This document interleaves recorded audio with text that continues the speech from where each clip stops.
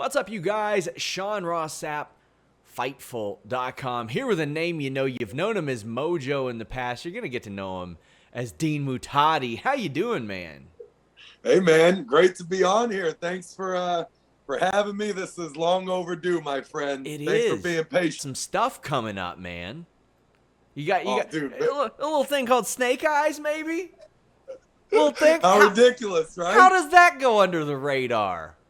Dude, it was so painful quietly holding on to that one, man. I'm a loud guy with a big mouth, so keeping that under wraps for a while was tough, but the trailer aired, it, showed me in it, so I'm just so excited. We're finally here. We've been waiting for this one for a long time. So how did that come about? How were you contacted for it?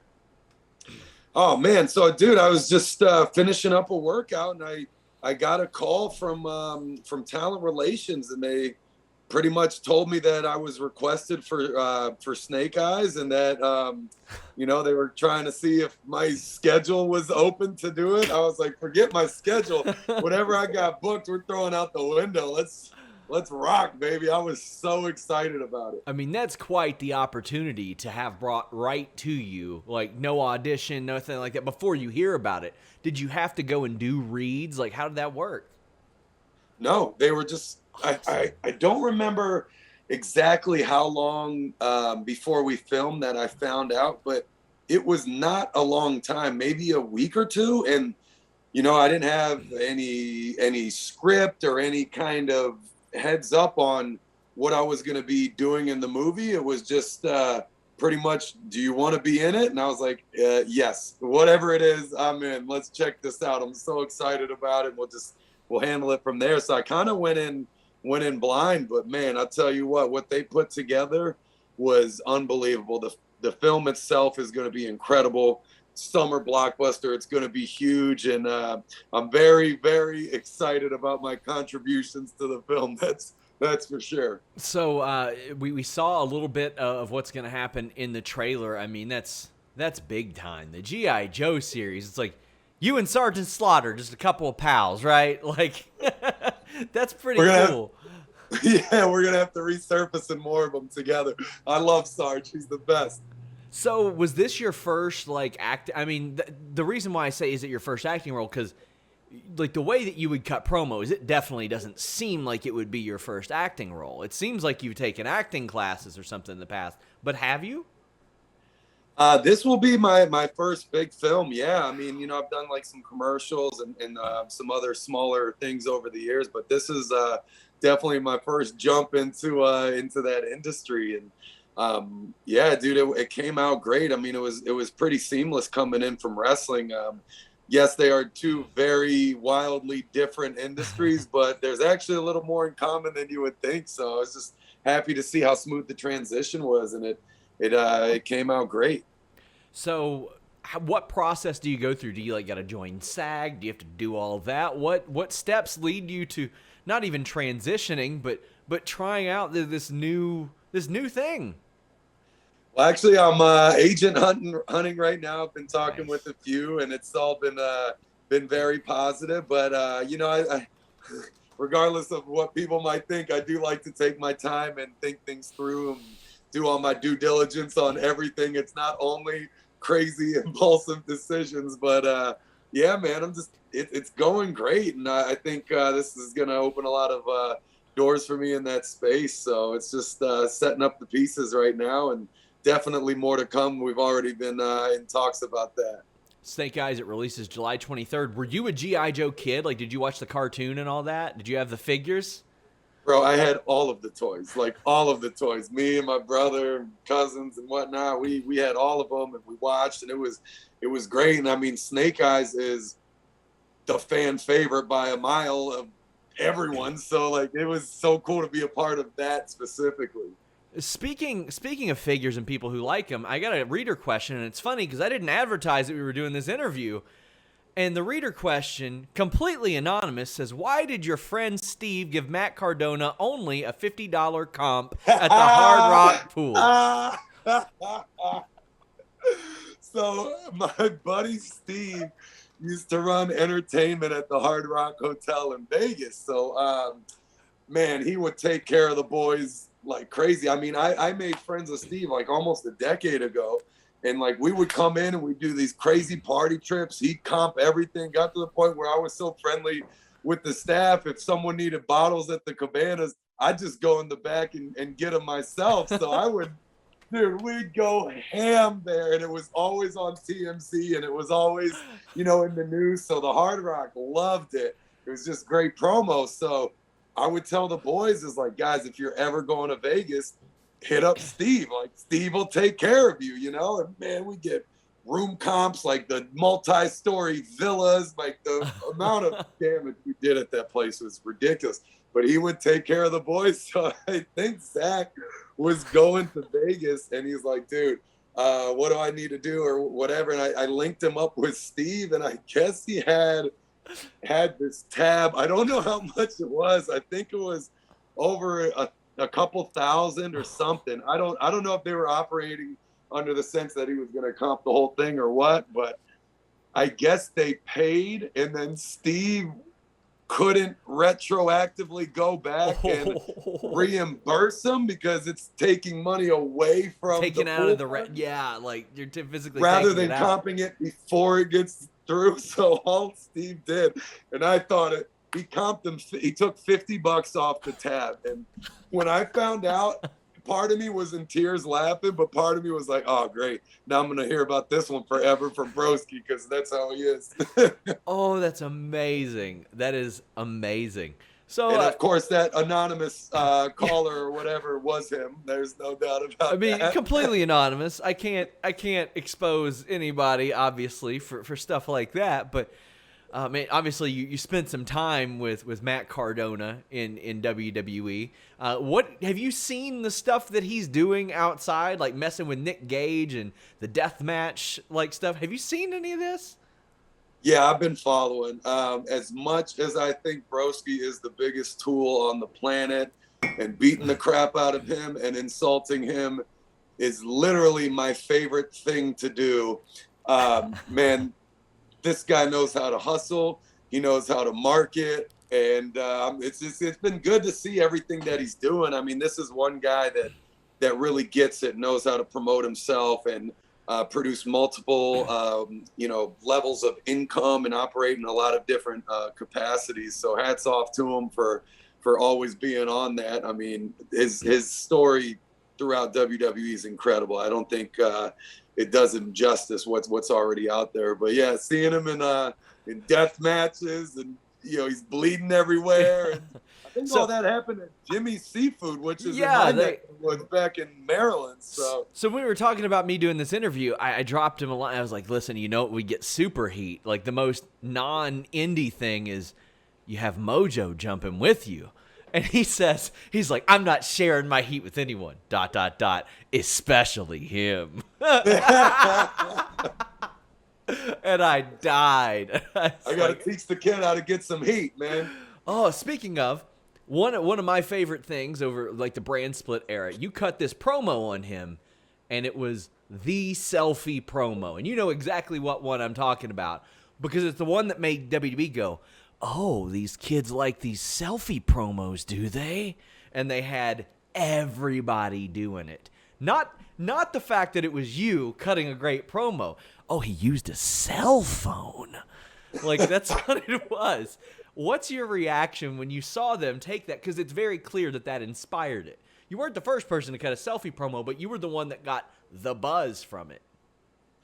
There's a lot of things you do that when you put out or maybe you pitch it, it like resurfaces on TV with, somebody else trying to do what you're good at. Yeah. And I've always had a couple of different thought processes about it because one, there is part of me that understands it and I get it. You're getting paid a salary to do a job. And especially if you're a guy that's not on TV every week, maybe your contribution is from a backdoor creative standpoint where it's like, all right, well, this guy's got great ideas. We'll keep him around and continue to pay him so we can steal his stuff. To a point, I get it. Whatever. That's going to happen. But another point, you know, it's I don't know, I guess it's your own personal ego and sense of maybe self-respect or whatever, but you're like, guys, what the hell? Come on, man. This was me. I could be doing this way better. You know, this was my thing. This was my idea. You can try and get somebody else to give you a watered down version, but it's not going to be as good. Why don't we just keep things authentic and roll with, you know, the originator here? So, I see both sides of the coin, but yeah, that was one instance where I was kind of looking around like, it was very obvious. They started to add like the text to it and all that stuff, and I was like, I think you all lost the point of why it was so natural. It was a guy talking like a normal human being into his phone camera. It wasn't the typical WWE promo, and that's what I liked about your promo style. Was it didn't seem like somebody had scripted it for you. It seemed like you were talking and you were making a point. Was your own promo style and delivery something that was concentrated on your part, or did it just happen? I've always just wanted to just do things, man. Just let me go out there and be me. You know, that whole program with Zach, I mean, it got no TV time. We set up the split for months. You know, I finally turned on him, and then it went straight to a .com detailing the breakup. And then we had a match on the pre-show with all the constraints and, you know, just limiting factors where we couldn't even really swing for the fences on that one. So me and Zach just kind of took it upon ourselves. Like, you know what, let's just do whatever we can off of TV. Let's go at each other, you know, let's, you know, take the gloves off and get kind of nasty with this. And it was great because I feel like there was so much we could have touched on, because literally I feel like there's two ways to make it into WWE and become successful. And we both represent those two tracks. I mean, we're polar opposite guys, polar opposite workers. You know, so it's like, man, let's just go after each other, because it was, you know, being in that team was difficult for both of us. We both saw it going completely different ways. We both tried to pull it towards different directions. And, you know, the company had their own opinion on it, which is kind of where it went. So it was a little more natural for us to really come at each other and voice our concerns and attack each other for what we disagreed with the other. And I think that's why we were able to generate a little bit of buzz for that. I mean, I think that match had a little more emphasis and a little bit more of a demand and following because of what we did. And it was natural and it was organic and it wasn't produced, and it was just, you know, us doing our thing. And, you know, you love to see more of that on the show, but you understand too, it's a television show and it's their television show, and they have an end game in mind, and they know how to, you know, package their product to get to the people buying commercials and their demographic and whatever. So, but you know, it's a tough process. It gets disconnected sometimes. That might be an example of one of them. He told me that before your main roster debut, they had you hidden on a bus, and he was like, why are y'all keeping this a secret from me? Mojo works here. They won't think anything of him being backstage. Yeah, I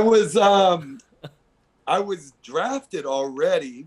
I think I was drafted, you know, he's already on the main roster, but they just drafted me. I was wondering if they were going to draft the Hype Bros together. They just, they drafted me. So it came to, I think they flew me and Bailey, because it was in DC where I grew up. Yeah.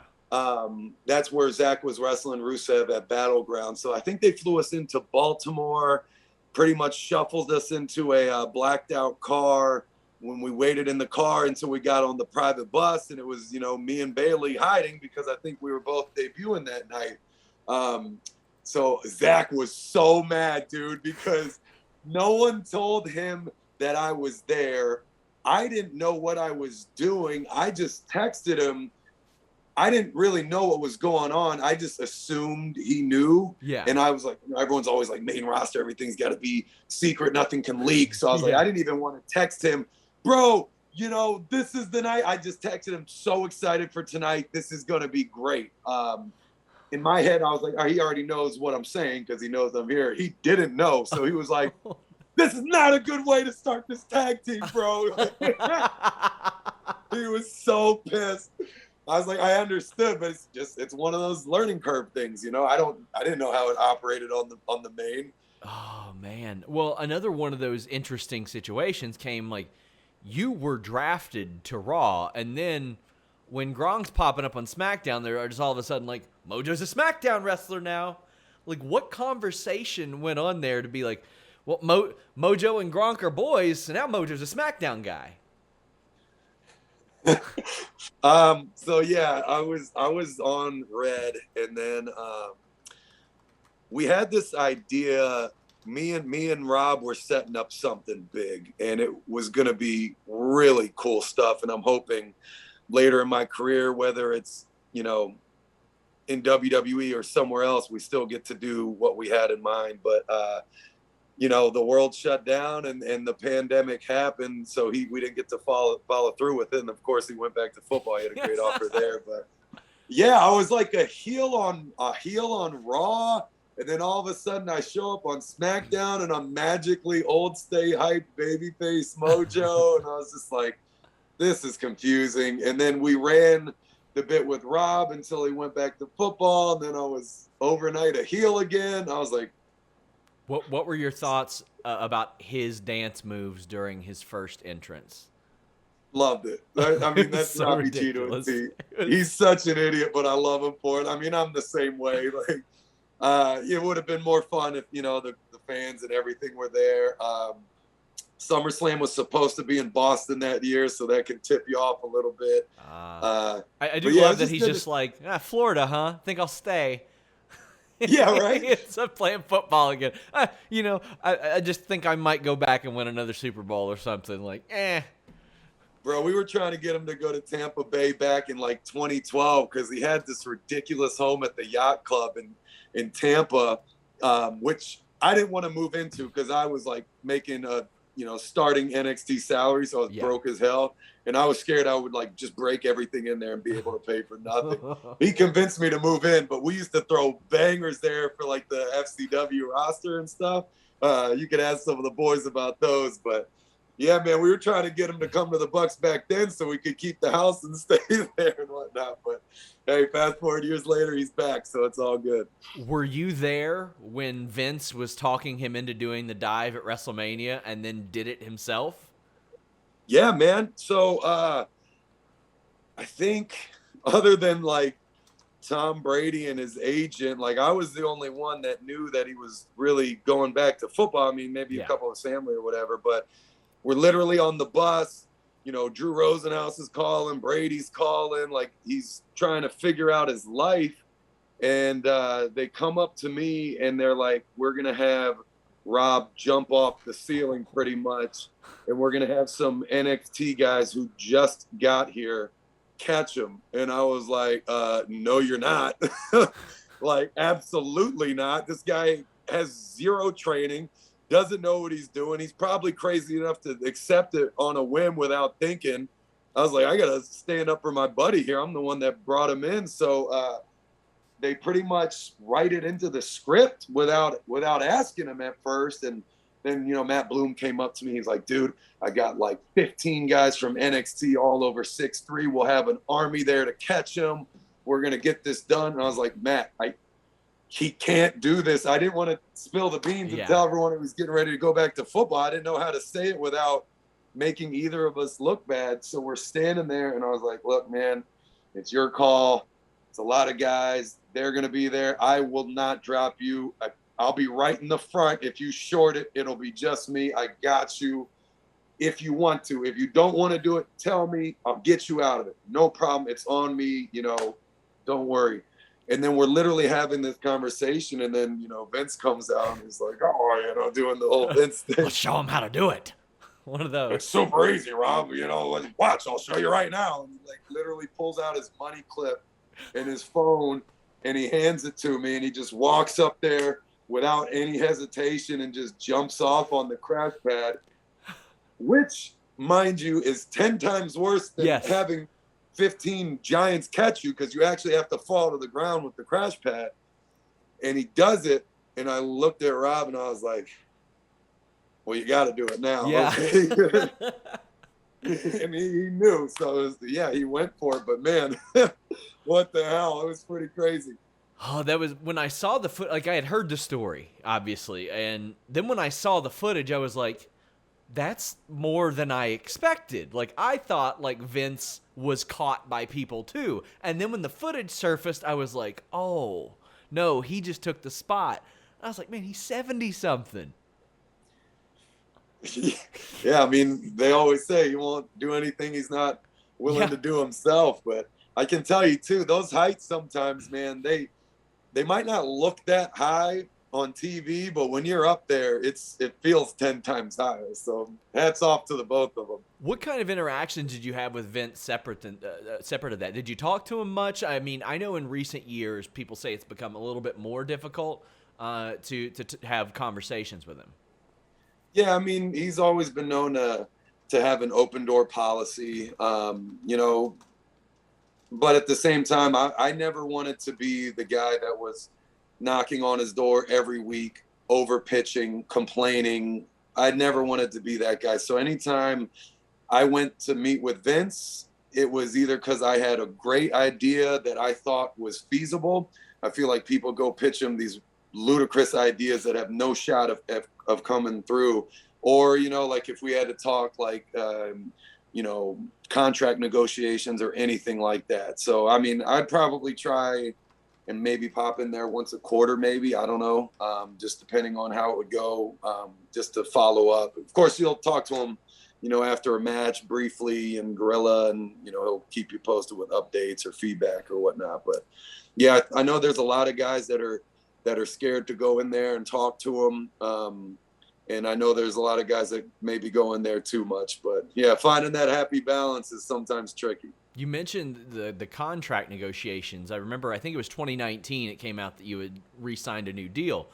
I don't think it's a coincidence that a lot of people that re-signed that year are sort of having their deals cut. Do you think that they're looking at some of those and being like, man, we signed a lot of people because we were in a talent war at that point, a lot of companies emerging. Do you think that has anything to do with the specific cuts that are being made right now?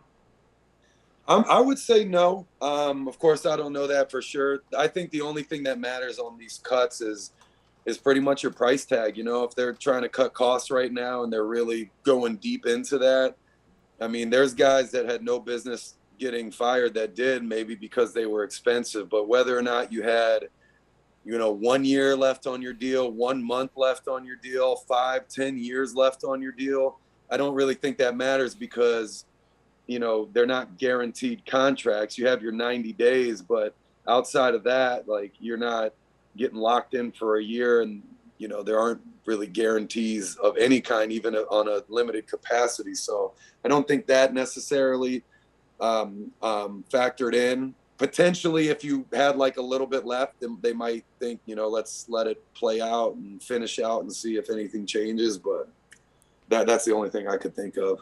So maybe explain to me like how you got the news. I'm sure it was not a wonderful time, but I mean, you did have other stuff in the works, as we see right now. You had a movie that was being filmed, and they hit up WWE and said, "Hey, this guy, we like this guy." What kind of range of emotions did you go through there? Because obviously exciting things on the horizon, but still what you had devoted your life to for the last several years was changing significantly.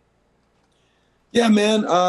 You know, there was a lot that was going on at that time. But ultimately, when I got the news, there's always some mixed emotions. But I don't know. The way I looked at it was, for the last couple years, I was starting to get to the point where I feel like they don't know how to use me here. I feel like I have all this talent that no one's seen. Like I literally never was in a legitimate program or storyline with anybody. So a lot of people, you know, I always felt funny when I would be judged online or by a locker room, because it's like, how can you judge a guy when you don't know what he can do? Like these cold matches or these, you know, dark matches or like filler matches. It's like you can't get a feel for what someone's got to offer until they can be on a program, until you give them that mic. They can have a few goes with the same talent. They can go after each other, and you can really start to paint that picture. I mean, that cell phone promo was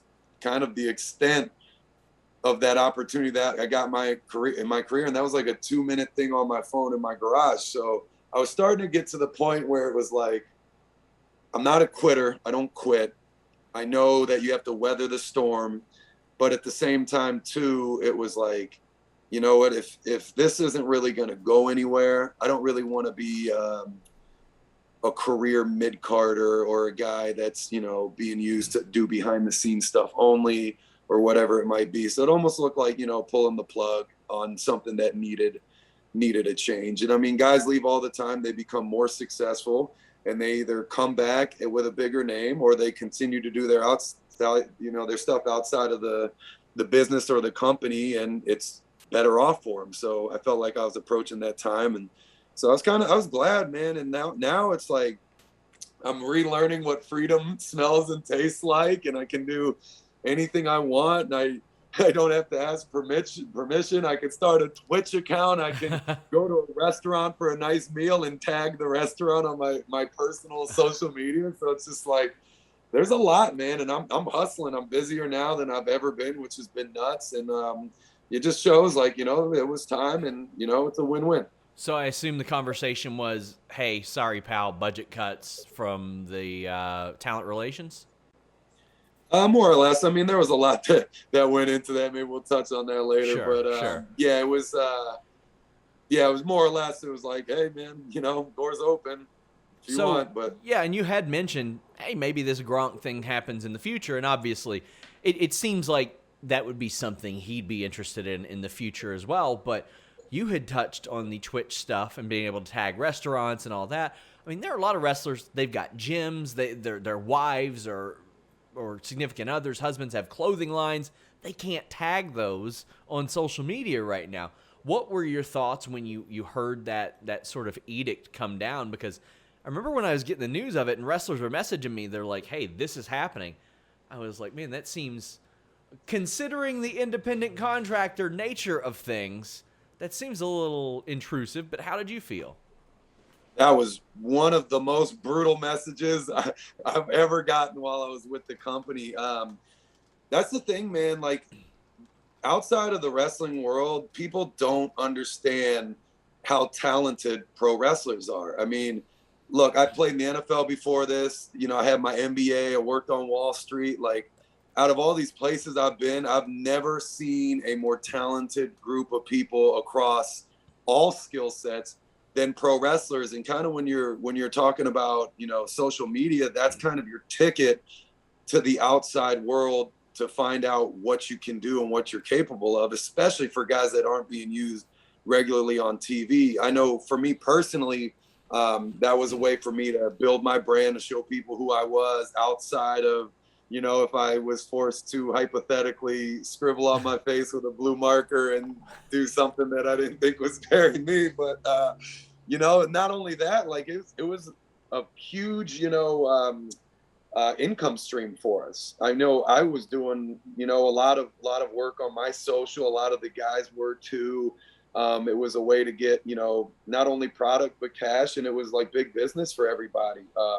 So taking that away was tough, especially for guys that are just getting started. Because, you know, when you're on those rookie deals, I mean, you're paying your bills, but you're not really saving for your future, especially when you factor in all the expenses we have. So, you know, it's a way to just grow your brand. And for me too, I always looked at it as a sense of, oh, well, you know, if WWE sees me on my Instagram doing a deal with Under Armour, oh, well, maybe they'll, you know, it'll alert some tension to make them aware of who they have and what they got. Because I remember there was times where I would do deals with companies that the WWE was trying to do deals with and couldn't get those deals done. I did it myself. You know, I'm not the only one that's been able to do that. So yeah, that was a big blow for everybody. We were not happy. Yeah, the people I talked to were not happy. And I mean, when I heard that, I immediately thought of like CM Punk and that interview he did after he left WWE, and him saying, yeah, I would go in there and pitch these deals, and then I would look, and like some other wrestler would have that deal through WWE. And I mean, wrestlers are so naturally creative. People don't usually get into pro wrestling unless they're creative people, because you're constantly creating characters, moves, spots in matches, and you all interact up until last year with a live audience. So like Twitch and stuff like that is so natural. You're being creative, you're interacting with people, and that's a big thing to take off the table. Yeah, absolutely, man. It's crazy. I mean, I always look at it from a business perspective. I mean, you're talking about a group of dynamic athletes who know how to successfully create a brand, how to market that brand to any demographic, how to command the attention of a crowd instantaneously, who can operate under hostile or, changing environments and circumstances, who know how to work a mic, who know how to present themselves. Like, you chop it up in any way, and it's like, what business can do that other than professional wrestling? I mean, I have buddies that I played with in the NFL making $50, $100 million and don't know how to cut a promo. Like they're getting brought in to do these huge deals, and it's like, this guy can barely speak the English language. Like, meanwhile, you got these other guys, these pro wrestlers who, all right, cool, what points we trying to get across? Okay, got it, here we go. And just nail it on the first take, above and beyond. So it's crazy, man. Speaking of video games, you appeared at a few of them for WWE. Did you have to go in and do any work? I mean, I know that they stan you guys, but did you do like any voiceover, mocap, anything like that? No, I think they might have done some of the voiceover work, for, he ain't hyped, or, any of our like signature phrases or whatever. We never did the mocap. They had, I think, outside workers do that. Funny story, actually, I know when they were filming, or they were mocapping my entrance in the first ever video game, Samoa Joe sent me a video, as did LA Knight, actually, of the guy who was trying to do my entrance upside down in a trash can, puking everywhere because it was too cardio intensive for him. And then I guess when he got, and that was just from doing the first half of my old entrance, he comes back out of the trash can, tries to do the second half, sliding into the ring, and either broke or sprained his ankle off the get-go. I like totally just destroyed this guy. I felt so bad, but it was also so funny. Colt Cabana was just telling me a story. He was like, you would be surprised at the things that we had trouble replicating. He said nobody could do Melina's splits. Nobody could do Roman Reigns' Superman punch. And a Superman punch is a common MMA move, but they were like, his footwork. There was something about the way that he leaps or something that they couldn't replicate. And he was talking about like Sanjay Dutt and Adam Pearce, these guys who have done everything. And they're like, we can't figure it out. Like, none of them could. So it doesn't surprise me to hear that your entrance might have been tough for them to replicate. Well, that just goes with, we talked about earlier about pitching things and them getting pretty much stolen or borrowed for other people. That's why I always try to pitch only things that only I could do. That was always kind of a key. And if I was going to pitch something, I try to deliver it in a way that only I could do. So there was a lesson too to be learned. I'm gonna pitch something to you. You've seen these like freak show fights that Triller's doing, right? Like all these crazy ones. Like, okay, here we go. Rob Gronkowski against Lisa, the security guard. Who wins? Bro, that was one of my favorites. She did everyone a great service that day. She made the whole fight, just so you know. But Lisa's definitely gonna kick the crap out of Rob. I think they had a Super Bowl or something, and I would send Rob videos before the game of like me and Lisa, with Lisa talking trash. If they lose, she's gonna come down there and run it back and whip his ass and all this and that. That was kind of a great friendship we had. But dude, that day, that spot was hysterical because you know how the wrestling world can be, and when you bring in outsiders, they don't tend to like it. So there was a percentage of the crowd that when they showed Rob, some booed. And I heard that, and in the beginning of the match, knowing what was coming, I was like, crap, this is not good. So, as the match went on, they were pulling for me a little more. And then it came time for the Gronk spot. So when he stood up afterwards, like people actually cheered. Some people cheered Jinder for splashing him. And, some people started to boo Rob when he stepped up and came for the spot. But then when Lisa took it away from him, they realized how much they still wanted to see it. So anyone that was booing now was cheering, and it just made the whole thing perfect. So it was great. But I was literally laying on the floor right underneath, and I'm like, Lisa, part of the show, let him go.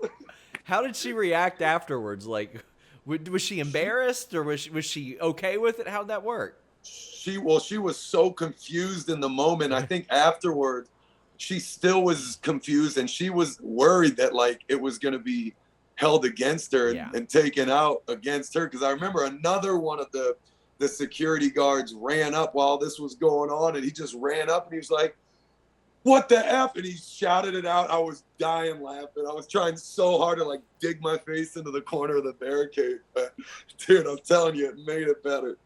I had so many wrestlers after the Enzo situation that messaged me, and they're like, Lisa's 2-0 now. She's 2-0. It's like, oh no. Enzo probably still has whiplash from that moment. Bro, I was in tears when I saw that. And the wig that Enzo picked, bro, what's the uncle from Napoleon Dynamite? Rico. Yeah, Uncle Rico.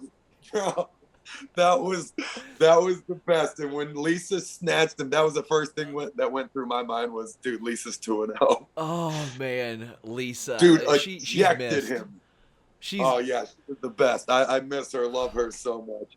So we mentioned obviously the WrestleMania Battle Royal. When did you find out you were going to win that, and what's your reaction to something like that? I don't know. I might have found out. I didn't know for sure until maybe a few days before, but I think I found out a week or two ahead of time that this was the current plan. And the way they were kind of showcasing me on TV leading up to that, I had no doubt in my mind that was going to be what it was. All my matches were structured around battle royals or battle royal concepts. I was the first to declare for it, all that. So it was all kind of a giveaway there. But that's when I had the idea to tag Rob in this, and because I know he wanted in, and it was Mania, and it could be a great spot for everybody. So we brought Rob in, and once Rob came in, because they had to give him the heads up on what he was going to be doing. That was kind of when I found out for sure what they were thinking and whatnot. But yeah, man, that was great, and it was my first Mania, so it was really cool. It was great stuff. Got to do it with my best friend. Jinder's another one of my really close friends in the locker room, so that was cool that it came down to me and him. And then immediately after that, he's WWE champion. Yeah, man, great spot for him. Don't hinder Jinder. My God. While we're on the subject of Battle Royals, I know you did a couple of Royal Rumbles, including one in Saudi Arabia. What was the process of that like? I mean, that's a giant one. That's 50 people. How did that differ from, I think it was the 2017 Rumble you did? Was it messier? Did they structure it different? How did that work? That one was kind of funny, actually. So I have an Arab background.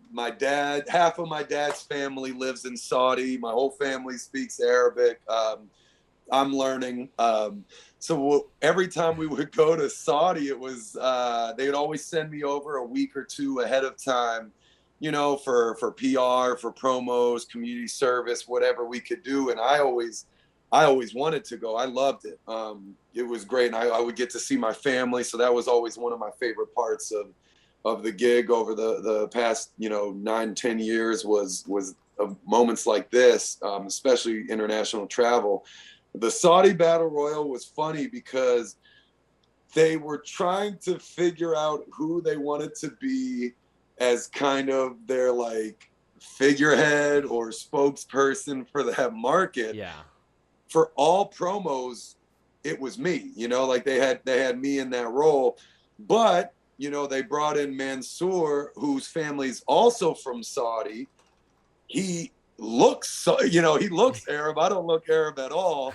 And they were trying to figure out, like, do we use them both? Do we use one? So I remember it was just so funny because in the creative meeting, they're like, all right, who are we going to have win this thing? And there was some people that wanted Mansoor, and there was some people that wanted me. And they're like, dude, Mojo's already on the main roster. He's already been here for promo and whatnot. Let's use him. And they decided to use Mansoor, and I'm so happy for him. He's worked his butt off in a lot of different ways to be the representative there. But I just remember it was funny because I guess when they decided Mansoor was going to be the guy, they were like, well, shoot, we can't have two Arab representatives in the ring at the same time. It's going to split the crowd. We got to get Mojo out of this thing ASAP. So I think they're like, first commercial break, just toss out Mojo and just get him out of there so it doesn't split the crowd. And that's what happened. So it was kind of funny. I was like, guys, you do realize I've been here for 2 weeks, like on TV every day in the region. Like, you're aware of this, right? Like, you know, we could do like a tag team thing over here, or I could always be the heel to, you know, build them up or whatever you guys want. What was their reaction to that? Did they just dismiss it, or were they just like, eh? Well, you never know what actually goes on behind the closed doors. I had just heard that this was one of the conversations that was had, so it was funny. But Mansoor's done a hell of a job over there. And again, he is the part, but he also looks the part too. That's a fair point. You also threw out a couple people in, I think, the Greatest Royal Rumble, Tyler Breeze, Fandango. Do they hit you up, or do they tell you beforehand, hey, you're throwing these people out, get with them, figure out how you're going to do it? Man, those things are all over the place, bro. Yeah, there's usually like a little list, but a lot of it's, you know, kind of, you know, on the fly. You might get some pointers while you're in there. Yeah. You know, there isn't like a set list like, all right, number one, this guy eliminates that guy. I mean, sometimes there are, but that's when you got 50 people, you can't wait in succession because it's just going to take too long. And no one can see across the ring, you know, to know who's been eliminated, let alone know who's left. So it gets crazy, man. Those things can be a blur sometimes. And you mentioned the vignettes that you were running. You had the mirror there. You had the scribbling on your face. Were you ever told a specific end game for that, or was it go by week by week? I don't know if you ever really get I don't know if, let me just say, I don't know if I've ever gotten a specific end game for anything. They might have an idea of where this might head in a few weeks or what this might set up for next week.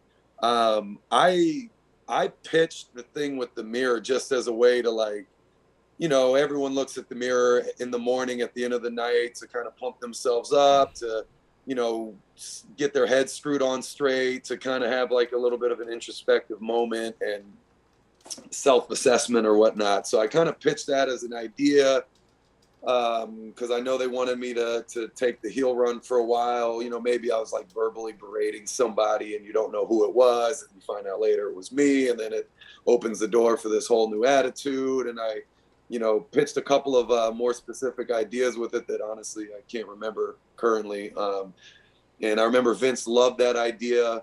And then somehow along the way, and I'm not going to say that this came from him because who knows if it did or didn't. Yeah. Whoever was producing it, it just came into this psychotic thing of losing my mind, which is if that's where they want it to go and that's where they see value and the money in, then let's run with it. Sure. They had the idea for the face paint. I didn't like the idea for the face paint, but the other idea was to go into a mask for it, and I was more opposed to that. So I was like, we'll take the face paint. Did you get any concept art for the mask, or was it just an idea thrown out? Yes, there was concept art sent. Some of them were absolutely terrible. I mean, we saw the stuff that they pitched for the Revival. Like those weird outfits. Dude, that cracked me up too, man. It was funny. Dude, it was. I mean, to their point though, like, I'm sure, like, if they were to pitch The Undertaker again in today's market, if you take one look at that, you'd probably be like, yeah. No. So you never know what's going to hit and what will actually be able to materialize. I will say that some of the sketches they submitted actually did look pretty solid. Okay. A lot of them not so much. But yeah, somehow we ended up doing the face paint. And I'm not an artist like that. I didn't know how to put it on. I think everyone that was drawing it on for me on televised shows, events, didn't really quite know what to do with it either. We were just trying to figure it out, and then it was over before it started, so whatever. So sort of as we wrap up, because we're going to have to talk again another time because there's so much to talk to you about. Did you ever work with Kevin Dunn directly with those vignettes or at all? Because there are some people I hear that he works with a lot, and there are some people I hear like they don't see him whatsoever. First of all, I love Kevin Dunn. I think he's great. I know him and Vince always thought highly of me while I was there. For some reasons that might not even be so obvious or might be bigger picture than, everyone listening and at home might think would be important. But Kevin was always great to me.